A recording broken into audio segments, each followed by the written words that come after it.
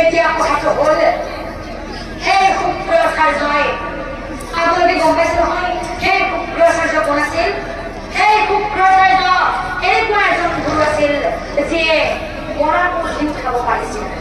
যদি আপুনি মৰিছে তেতিয়াহ'লে সেই শুক্ৰাচাৰ্যই এটা মন্ত্ৰৰে মানুহক পুনৰ জি তুলিব পাৰিছিল আৰু সেইকাৰণে সেই ৰজাই বিষ্ণুপুৰৰ ৰজাই তেওঁৰ ৰাজ্যৰ পৰা শুক্ৰাচাৰ্যক যাবলৈ কেতিয়াও দিয়া নাছিল আৰু সেইকাৰণে নিজৰ জীয়েকক দাসী কৰি দিছিল গুৰুৰ জীয়ৰীৰ লগত আৰু যেতিয়া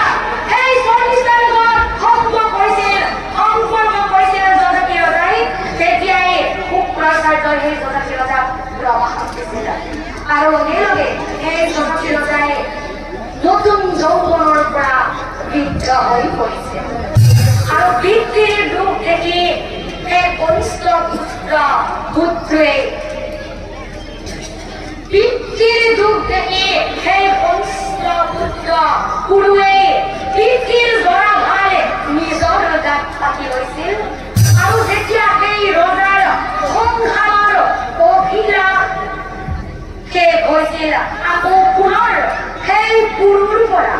সেই ৰজাই পুনৰ জৰা ভাৰ গাত পাতি লৈছিল আৰু সেইকাৰণে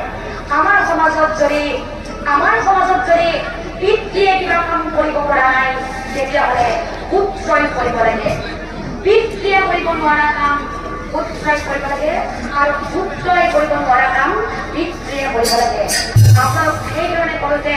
এই গুৰুই যেনেকৈ তেওঁৰ যৌৱন কাল পিতৃক উভতাই দিছিল তেনেকৈ আপোনালোক সকলোৱে পিতৃক শ্ৰদ্ধা ভক্তি সন্মান কৰি যাবচোন সমাজখন এনেই ধুনীয়া হৈ পৰিব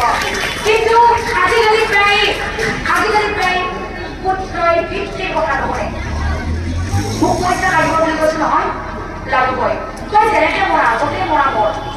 হয় নহয় কৈছেনে কথাটো সেইটো হ'ব নালাগে যুৱ প্ৰজন্মক কৈছো পিতৃক সদায় শ্ৰদ্ধা ভক্তি মৰম আদৰ কৰি যাব